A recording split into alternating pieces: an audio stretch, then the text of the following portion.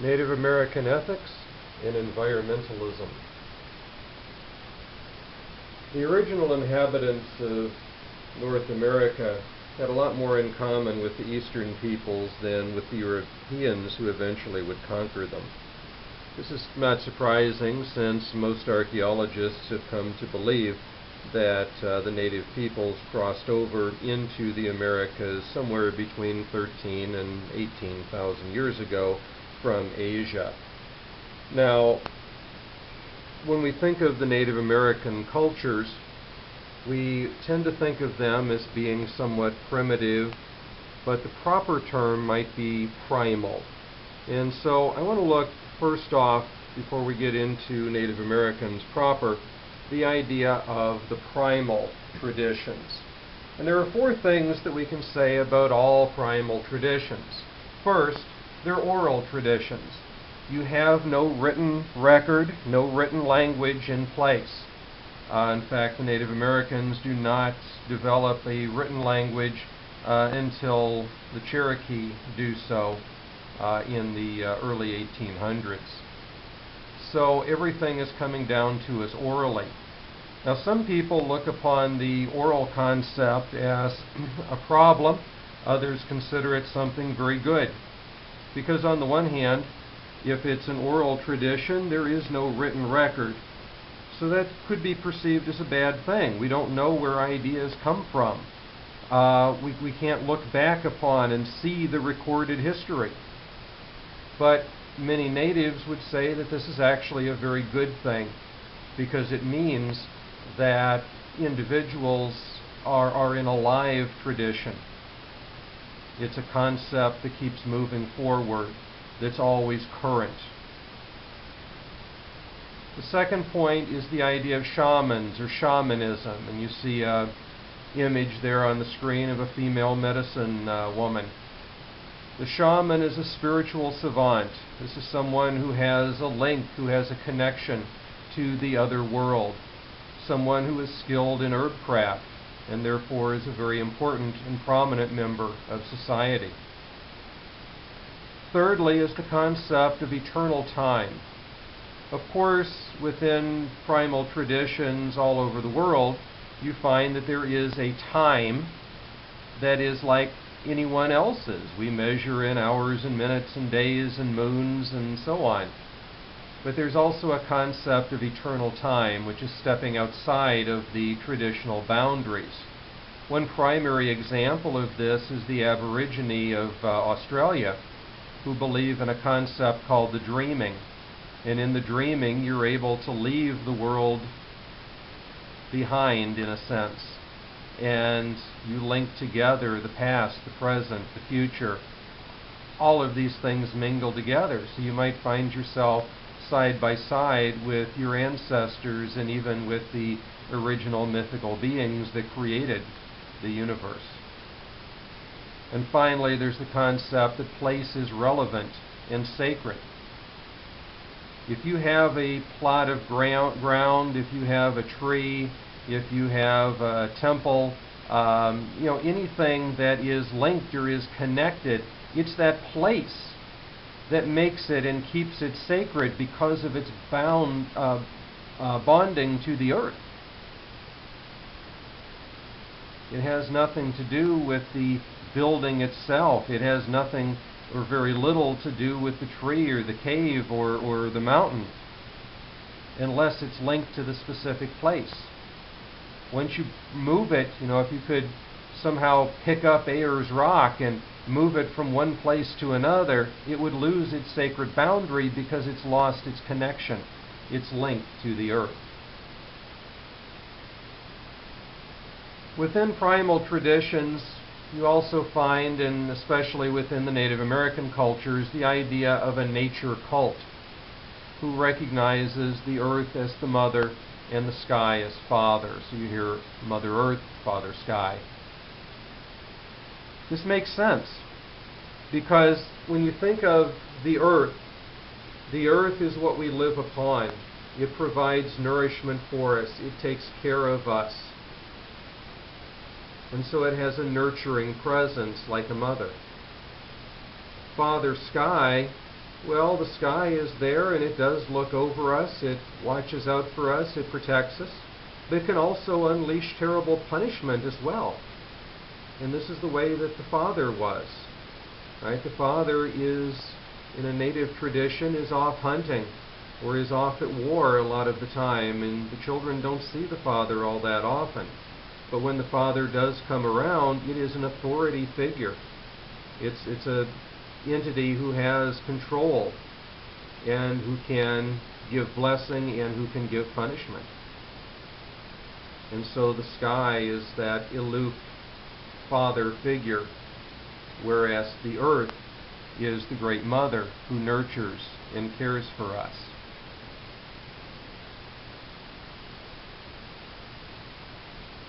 In the realm of religious studies, there's a concept called the Axismundi.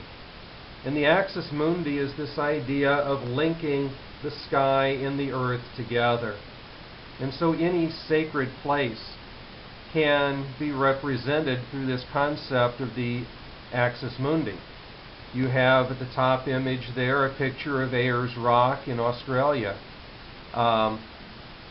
Below there you have the picture of a very famous stupa in Sri Lanka, and then of course a sacred tree off to the right. In each of those instances, these are places that are perceived as sacred because of that link and that connection. In each case, they dig deeply into the ground and therefore have a direct link to the earth. They reach up touching the sky and therefore have the link to Father Sky. And of course, they also have that ground level that we can walk in or around, and that allows us to have that bond or that boundary between earth and sky. So when you have this notion of the Axismundi, you see the interconnectedness of all things, and we see our place within this grand scope of the universe. And that's why Native American traditions and many primal traditions are very much nature-based and nature-centered. Within the Native American traditions, you have the 4 cardinal principles, and this is really where the basic ethical concept comes from. First is respect for Wankantanka.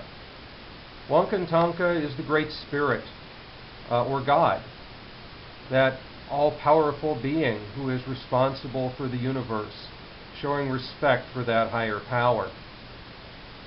Secondly, is respect for Mother Earth. As individuals, we need to look after the earth, to take care of it, because it provides for us. The earth gives us a place to live. It grows crops. It has flowing water. All the things that we need to survive are provided by the earth. So it's our duty to love the earth. It's our duty to care for the earth. Hence respect for Mother Earth. Thirdly is respect for fellow man. Recognizing that each individual is a member of this world. Whether it is your friend, your enemy, or a family member, every individual is deserving of basic human dignity, basic human respect. And finally, respect for individual freedom. Of course, in the Native American cultures, you have various tribes that come into play, but within those tribes, each person is still an individual. Each person has a voice. And in general, Native American tribes had a much greater sense of democracy than any of the European or even American cultures to come after it, because every member's voice was heard. And unlike the Western cultures until the 20th century, the natives did not exclude the voice of the women. Even in a war council, women's voice had to be heard. Everyone had to be considered.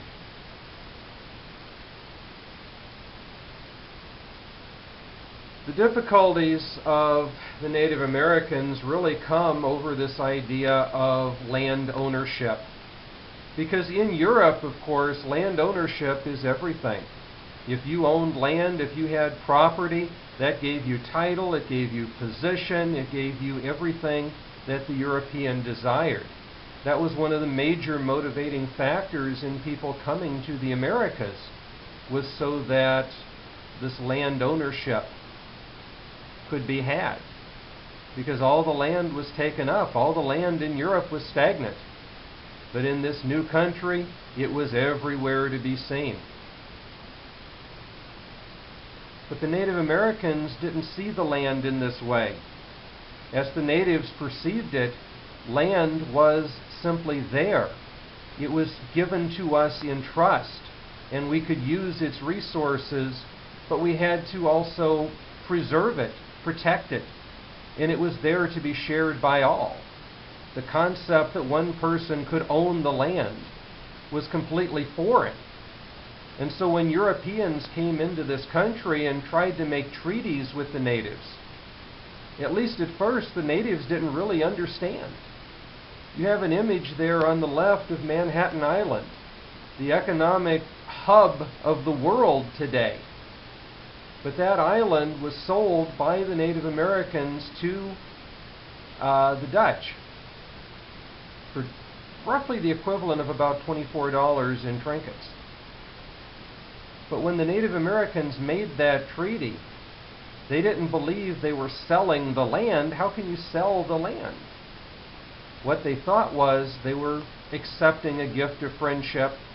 They were establishing certain relations that allowed these new settlers to come in and to make use of the land, to fish off of its shores, to use it as a launching base for hunting further inland, and so on. They didn't understand the concept that you are giving this to us and you no longer have a right to it. Up at the top you have the Black Hills of South Dakota. This is an area that was sacred to the Lakota, excuse me, to the Lakota and the Dakota for a long, long time. It still is. And for a long time, of course, nobody cared about this area. But then gold was discovered there. And as Black Elk later said, this yellow metal that drives the Wasishu mad. What good is gold to the native? It's pretty, I suppose you can make jewelry out of it, but it's a very soft, it's a very malleable thing. It's not going to really serve any purpose in constructing a tool or being able to build anything of value with it.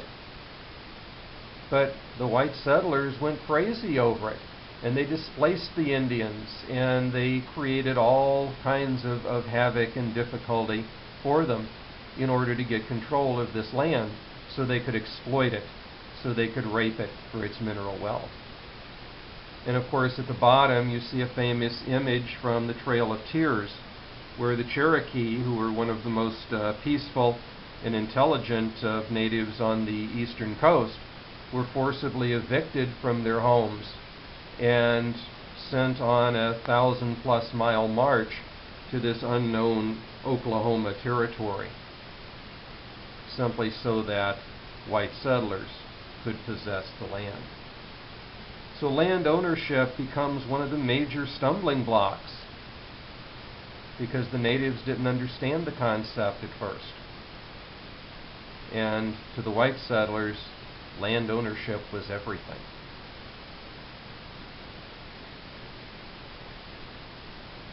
One of the great Indian leaders, native leaders, was Black Elk. He was a member of the Oglala tribe of the Lakota, living in the South Hills. And he was born probably somewhere in the 1860s. And he lives to about 1934. Towards the end of his life, he will sit down with a man called John Neidhart, and he will lay out his life story. And he tells us that when he was only about 9 years old, he fell into a terrible sickness. And during that sickness, he was unconscious for about 12 days. And he had this tremendous dream, this vision that came to him. He was taken to a lodge in the sky, a rainbow-colored lodge. And there he met the 6 grandfathers of his tribe.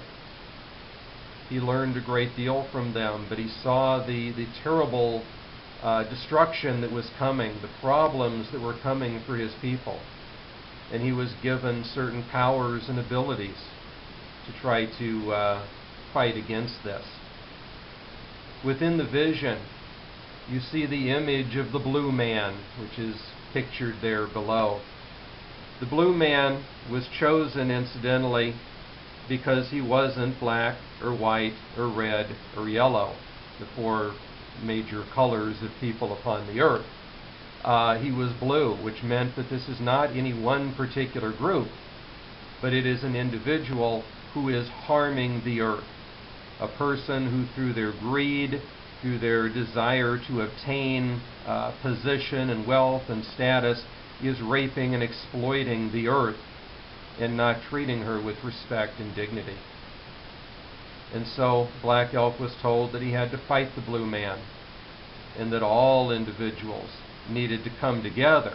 It wasn't just one tribe, it wasn't just one group of people, but everyone had to come together and fight the blue man so that we could have peace and prosperity, and that the earth could be healthy and could be safe. This is a quote from Black Elk. "I could see that the white man did not care for each other the way that our people did. They would take everything from each other if they could. Some had more of everything than they could use, while crowds of people had nothing at all. This could not be better than the old ways of my people." You know, in the native tradition, you know, individuals made use of what was needed, and they lived communally, and they shared with each other. But what he saw in these white cultures was people who, because of that greed, took more and more and more, and that led to tremendous suffering on the part of the people who were left without.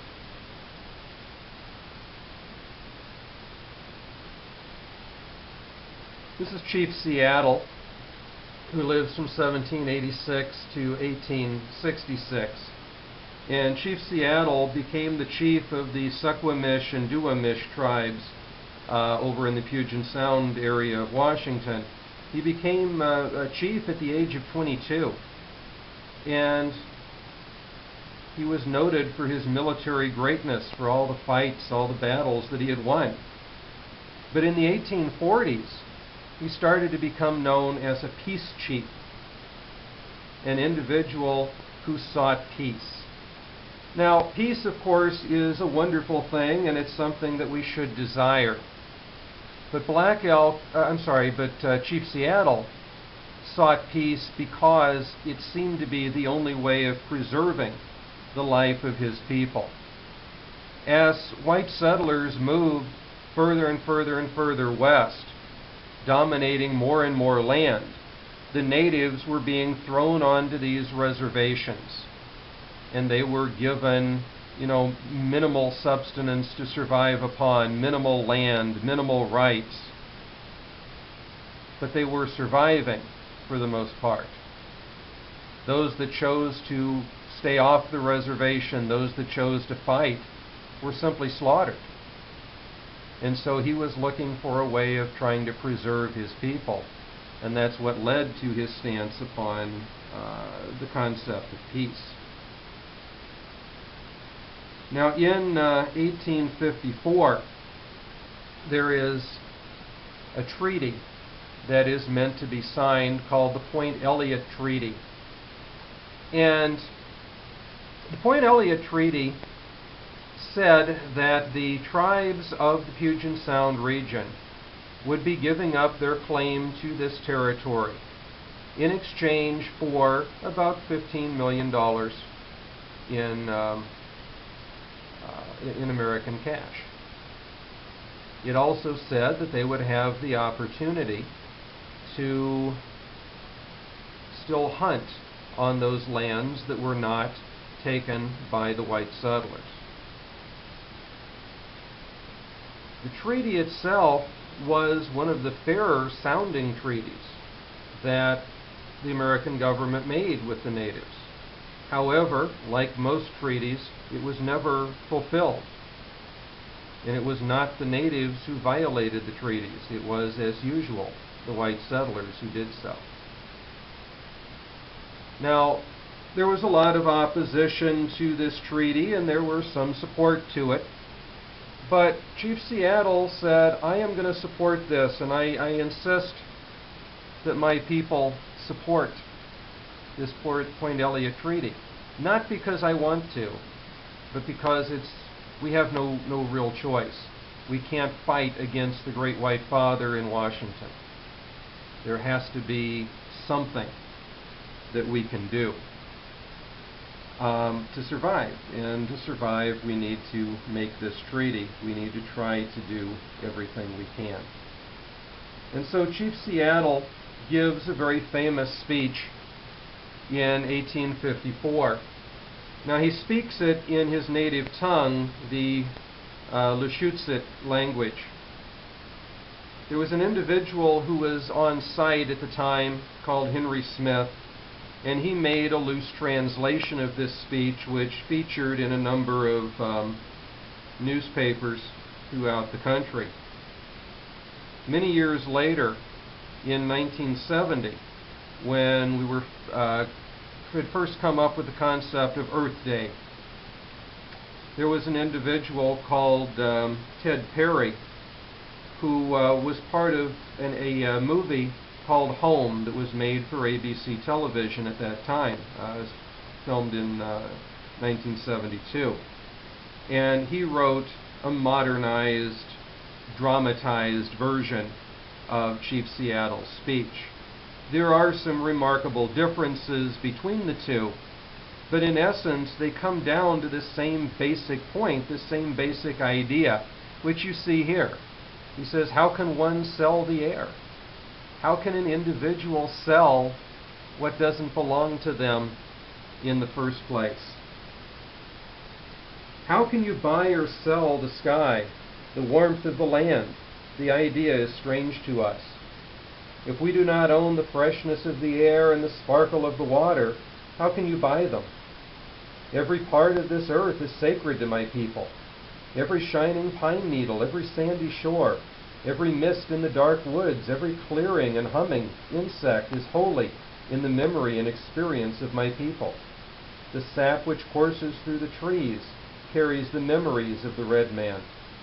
The white man's dead forget the country of their birth when they go to walk amongst the stars.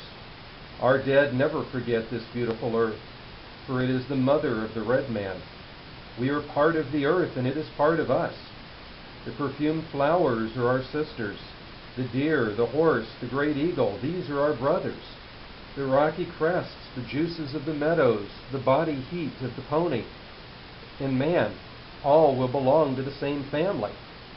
So when the great chief in Washington sends word that he wishes to buy our land, he asks much of us. The great chief sends word he will reserve us a place so that we can live comfortably to ourselves.